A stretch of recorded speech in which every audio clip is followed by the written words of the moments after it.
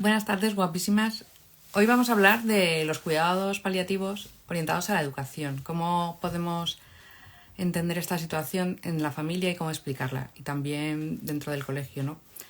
Para ello tenemos un especialista en cuidados paliativos, que es Montse Pérez García, que ella es médico y trabaja en la atención domiciliaria en la comarca de Bidasoa, en el hospital de Bidasoa, y me gustaría invitarla a ver si entre guardia y guardia nos puede atender un poco, porque la verdad es que tengo que agradecérselo porque tiene una vida, bueno, como todo el mundo, pero muy, muy llena.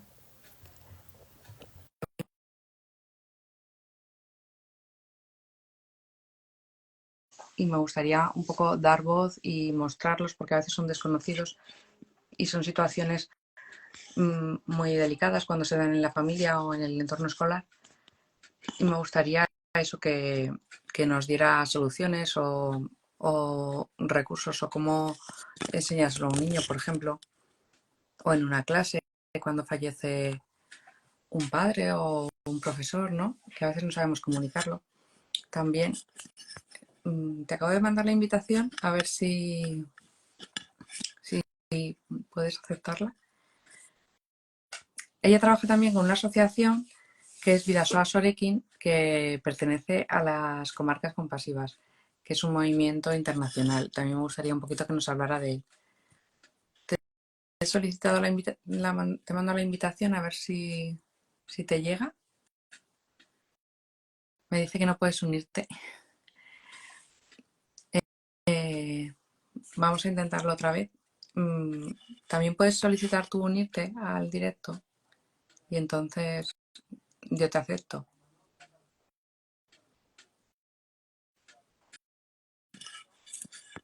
Vamos a ver de nuevo. Tenemos una sociedad actualmente que no da mucha visibilidad a la muerte, y en realidad es una cosa natural. Y muchas veces no sabemos cómo tratarla, o la tratamos de forma desafortunada, ¿no? En la atención a los niños, o en explicárselo, ¿no? Yo creo que hay que ser muy sinceros y decir la verdad, no ocultar la realidad, pero también ser delicados y encontrar el momento oportuno o las palabras adecuadas. Entonces, por eso me gustaría que Monse nos explicara un poquito. No conseguimos. Te mando la invitación otra vez. Ya te la he mandado como 2 o 3 veces. Hay cuentos que ayudan a estas situaciones. Si te interesa el tema, nos puedes escribir. Ay, mira, lo tienes invertido. Sí. Por lo menos hemos conseguido conectarnos. Sí, espera un poquito a ver si consigo cambiarlo.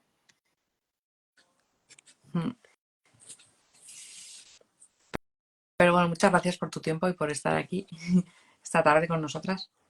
Dame un segundo a ver si consigo cambiarlo porque me funciona un poquito de aquella manera este. A lo mejor desde el ordenador no se puede hacer, tienes que hacerlo desde el móvil. No lo sé.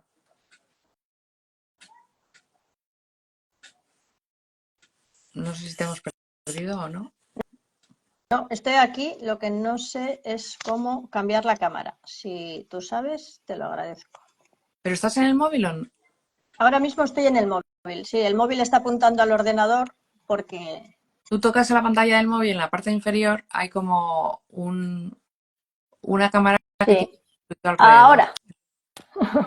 Sí, sí, es que le estaba dando ahí, pero no me funcionaba, no sé por qué. Entonces, dame un segundito que intento colocar esto de manera que quede lo mejor posible.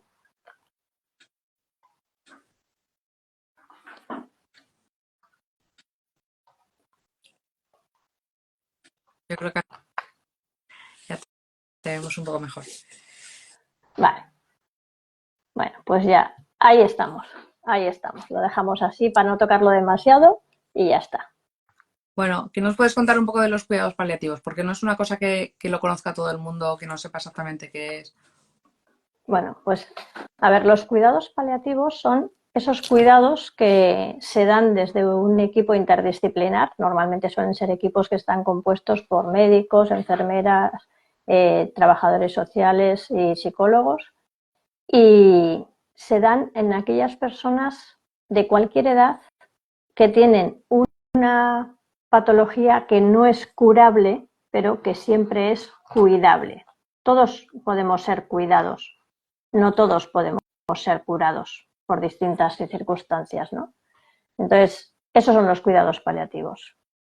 ¿Cuál es la pega? Que en la sociedad todavía pensamos que los cuidados paliativos son los cuidados al final de la vida.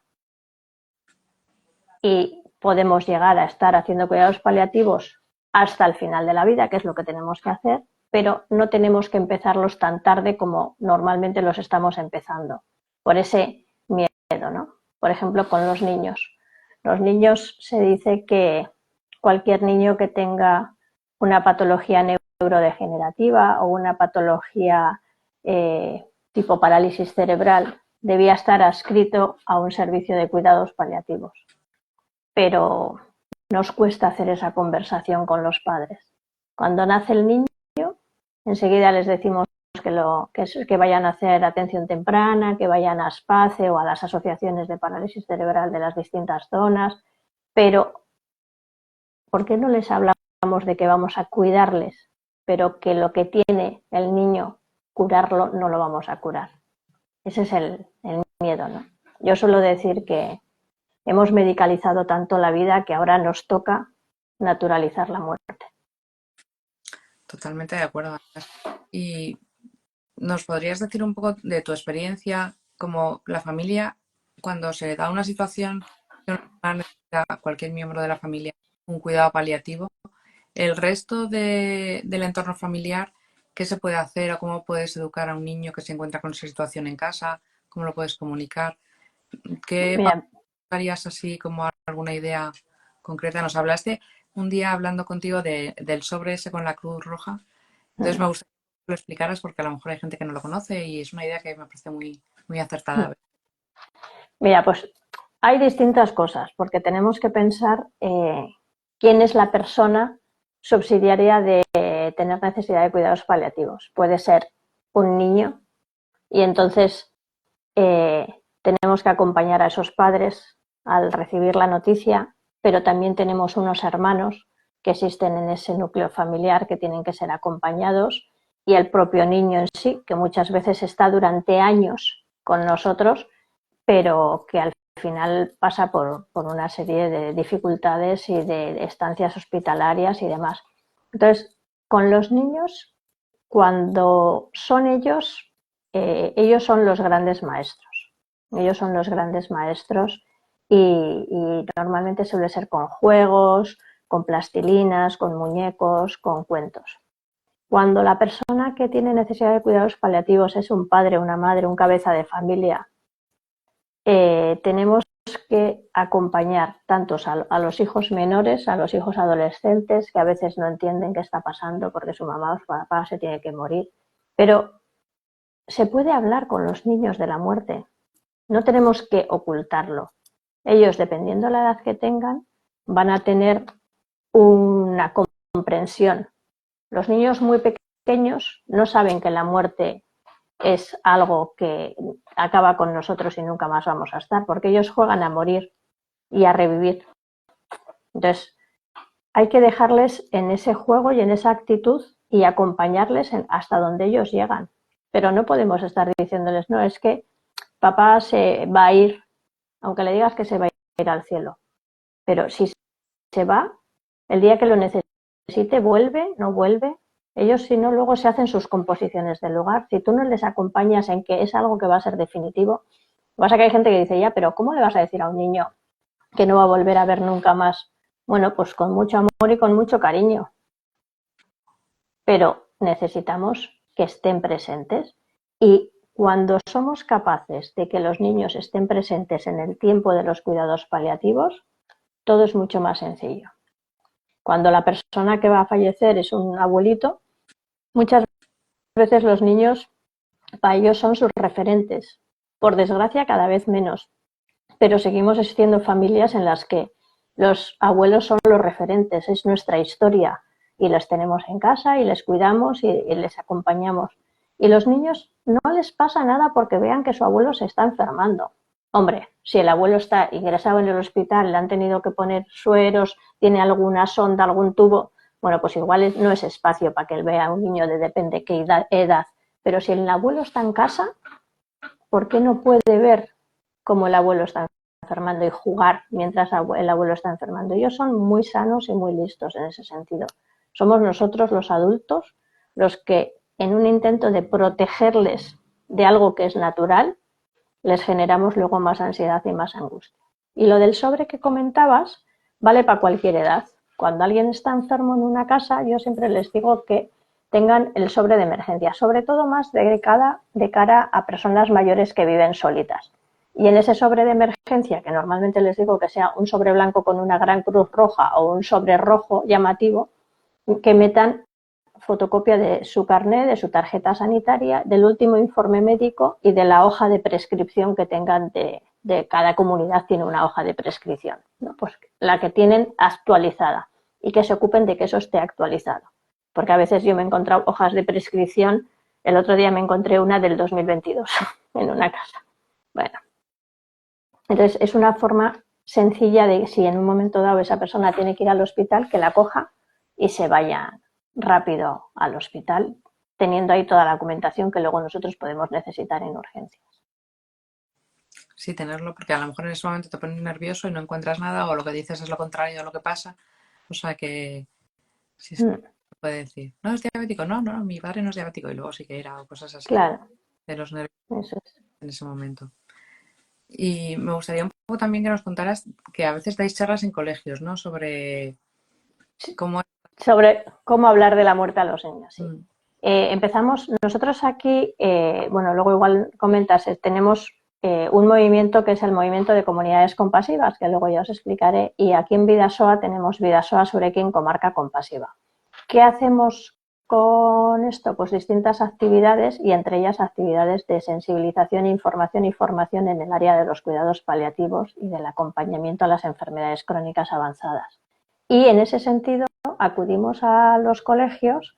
En principio acudimos simplemente para dar charlas en las AMPAs para los padres y las madres de cómo hablar de la muerte a los niños, y este año ya hemos empezado a dar un pasito más de la mano de unos compañeros que son los que lo hacen en una sinergia con Bidasoa Surekin, y se está haciendo un proyecto para en los colegios, ha empezado en uno de ellos, en una de las Icastolas al lado del hospital, generar protocolos de, en caso de que fallezca un niño de la Icastola, un profesor de la Icastola o un familiar de un niño de la Icastola, cómo debemos hacer y cómo debemos actuar. Entonces se dan una serie de charlas, sobre todo con el claustro y con el profesorado, aunque a veces también se hacen actividades con los niños, explicando un poquito qué son los cuidados paliativos, cómo dar las malas noticias, cómo preparar una estancia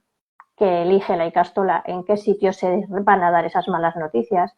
No vale dar las malas noticias en cualquier lado. Por desgracia, estamos acostumbrados a que llevamos a alguien a urgencias y en el mismo pasillo nos dan a veces unas noticias que no podemos ver. Yo siempre digo que busquemos los profesionales el espacio donde poder dar una noticia. No podemos dar una noticia en la plaza pública de esas características, un final de vida, una característica de una muerte inminente.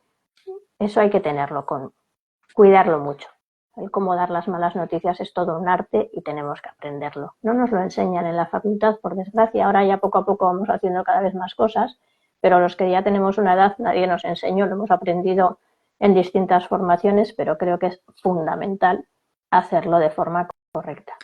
Y al final en los colegios lo agradecen mucho también, porque no hace mucho, bueno, ya el año pasado hubo una mamá que estaba muy grave y la profesora del aula de su hijo nos llamó para pedirnos orientación sobre cómo atender a los niños, y nos llamó porque ella había sido mamá de un colegio donde habíamos dado las charlas y de ahí nos conocía, porque de hecho ellos estaban en un colegio pequeñito en el otro lado, en Francia. Nosotros estamos justo en la frontera, entonces trabajamos mucho con la zona de Hendaya y Viriatú y eso.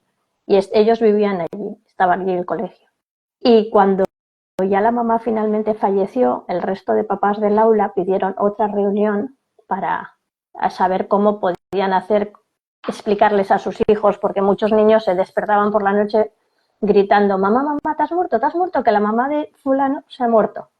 Entonces, claro, los niños entre ellos hablan y saben lo que está pasando, entonces tienen esos miedos y hay que acompañarles y sostener ese miedo y dejarles que lo elaboren y que lo vivan, ¿no? Tienen sus duelos también ellos.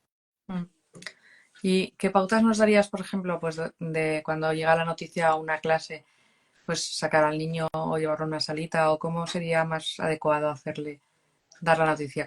¿Qué pautas así concretas podrías? A ver, todo va a depender de en qué proceso estemos. Por ejemplo, si es una mamá, imaginamos que es el caso de una mamá de una larga enfermedad, como era la de esta chica, que ese niño le estaba acompañando ya y ya era consciente de que en algún momento mamá no iba a volver a abrir los ojos y no iba a volver a estar con él. Porque tampoco es necesario utilizar la palabra muerte con ellos, dependiendo qué edad tenga, ¿no? Pero sí que mamá no va a volver a abrir los ojos y que mamá no va a volver a estar contigo así como está ahora.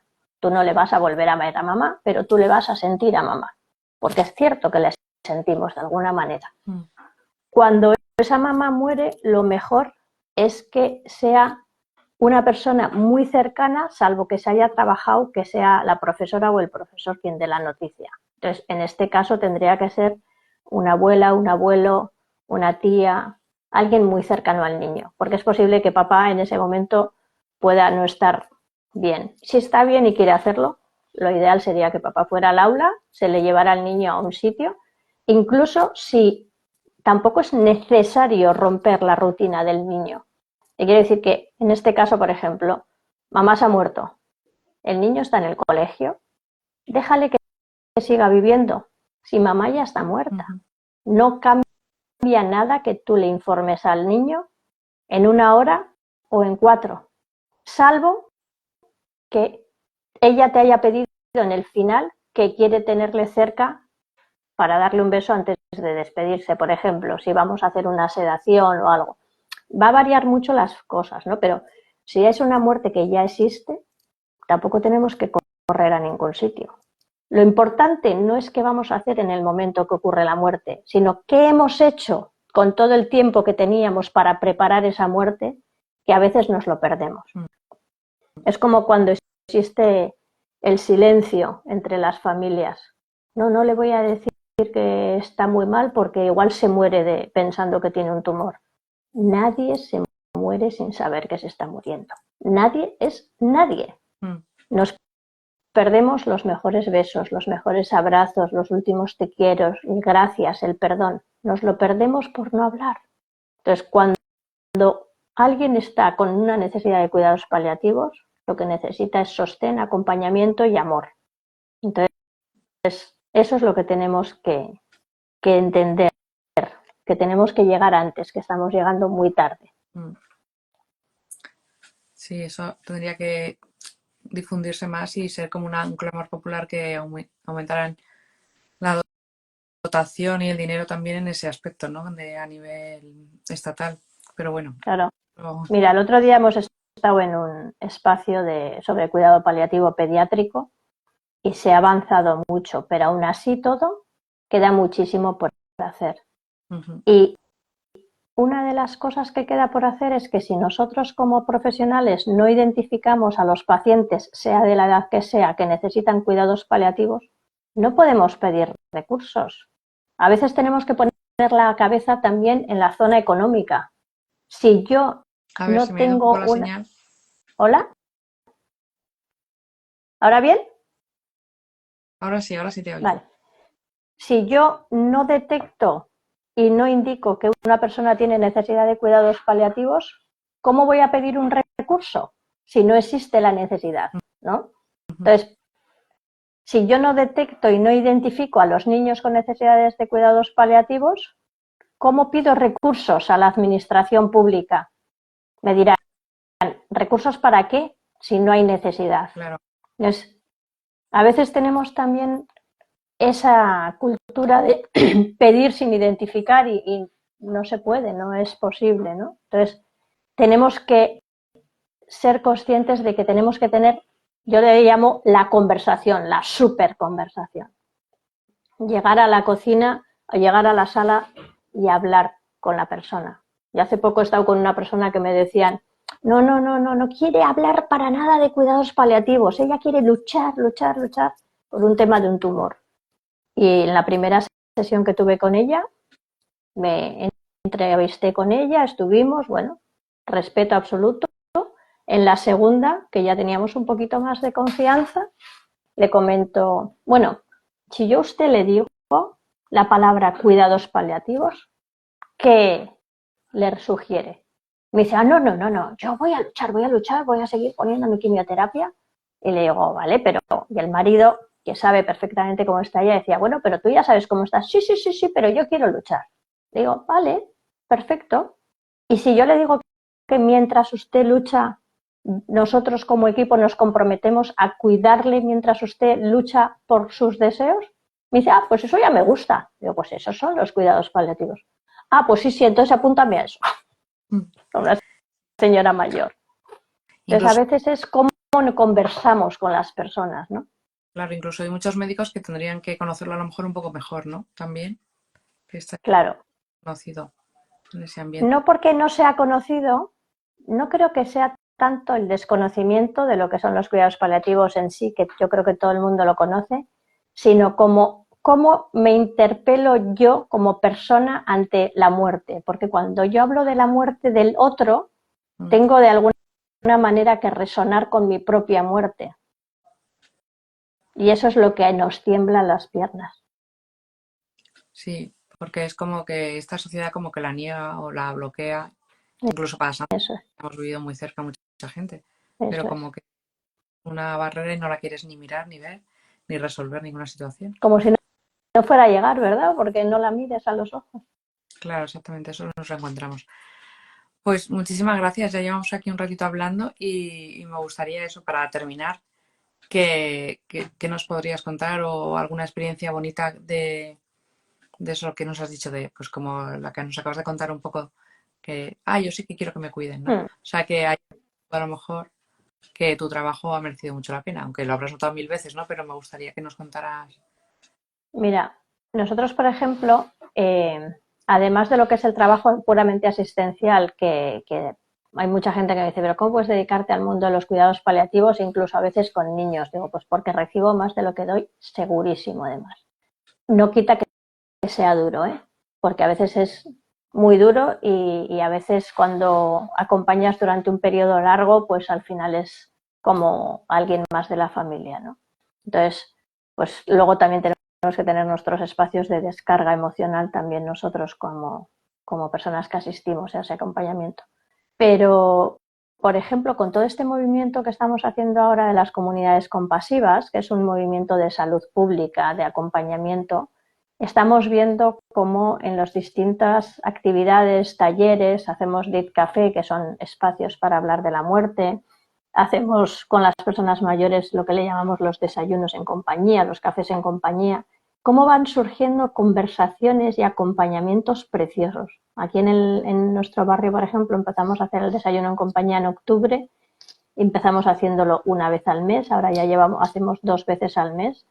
Y ellos mismos, el objetivo es que las personas mayores que tienen algunas enfermedades y algunos están con necesidades de cuidados paliativos, se alcen como faros de luz en su propio edificio y vayamos encontrando cuáles son las soledades. Y es muy bonito porque de uno de los portales empezó viniendo una señora y ahora ya vienen 4 y todavía hay uno que no viene porque no puede por un tema físico y cuando acaba la charla, van a su casa y le cuentan lo que hemos estado hablando. Y son temas que ellos quieren hablar, ¿no? Entonces, es muy importante y muy bonito. Y me acuerdo mucho de una persona de uno de los pueblos. Nosotros trabajamos en 2 pueblos, en Irún y en Hondarribia, en Fuenterrabía. Y en uno de esos pueblos había una persona que trabajaba mucho en una con personas mayores, en una asociación de personas mayores. Bueno, pues de la noche a la mañana, de estar muy activo, estaba muy mal y duró mes y medio, ¿no? Fue muy rápido. Y me acuerdo mucho de él porque un día estando en el salón de su casa estábamos hablando de lo humano y lo divino, que es lo bonito de nuestro trabajo, que podemos buscar las maneras y el tiempo para estar con ellos porque estamos en sus casas. Y le digo, ojo, pues mira, estamos ahora con este proyecto de Bidasoa Surekin. Me mira a la cara y me dice, ¿de verdad que vais a hacer eso? Digo, sí, está ya aprobado el proyecto, vamos para adelante. Y me dice, no me fastidies, ahora que me voy a morir hacéis esto. Y le digo, chico, ¿yo qué quieres que te haga? Yo lo único que puedo es acompañarte hasta que te mueras. Me dice, nada. Le mira a su mujer y le dice, fulana, mañana en el jardín, junta directiva de tal asociación, porque esto hay que moverlo en el pueblo. Esto no puede quedarse quieto. Y me acuerdo muchísimo de él cuando le veo a su mujer también, que la suelo ver a veces en alguna actividad. Digo, ojo, cómo me acuerdo con qué energía todavía, y eran sus últimos días, convocó las juntas para que de verdad se tejiera esa red. Nosotros siempre decimos en Bidasoa Surekin que estamos tejiendo bonito, ¿no? Tejer la red de cuidados de la comarca, y al final es eso, es hablar, reconocer que somos finitos, cada uno desde su energía, desde su espiritualidad, desde su religiosidad, y acompañarse desde el amor y desde el estar presente, ¿no? Nos cuesta mucho, es una sociedad esta nuestra en la que sostener el silencio cuesta mucho. Y los pacientes a veces solo necesitan eso, darles la mano, sostener el silencio y estar presente. Pues sí, hemos aprendido un montón. Y muchísimas gracias por toda la labor que haces y mucho ánimo, aquí estamos. Y más adelante tendremos otro directo para profundizar, porque realmente es para pensar y nos han quedado muchos temas para tratar, ¿no? Como hablar en el aula más o algo así otro día. Seguiremos hablando. Gracias a vosotras. Venga, hasta luego. Hasta luego. Hasta luego.